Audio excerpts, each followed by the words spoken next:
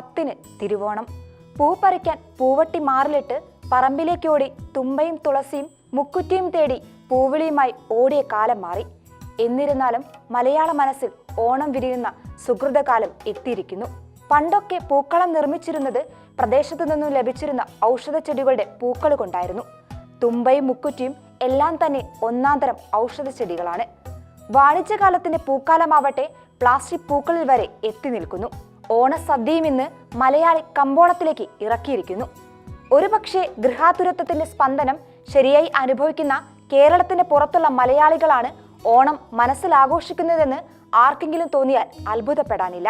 ജാതിമത ഭേദമന്യേ ലോകത്തുള്ള എല്ലാ മലയാളികളും ഓണം ആഘോഷിക്കുന്നു. അത്തം കറുത്താൽ ഓണം വെളുക്കും എന്നൊരു ചൊല്ലുകൂടിയുണ്ട്. പൊതുവെ അത്തദിനത്തിൽ ഇരുണ്ട ആകാശവും മഴയുമൊക്കെ ഉണ്ടാകും.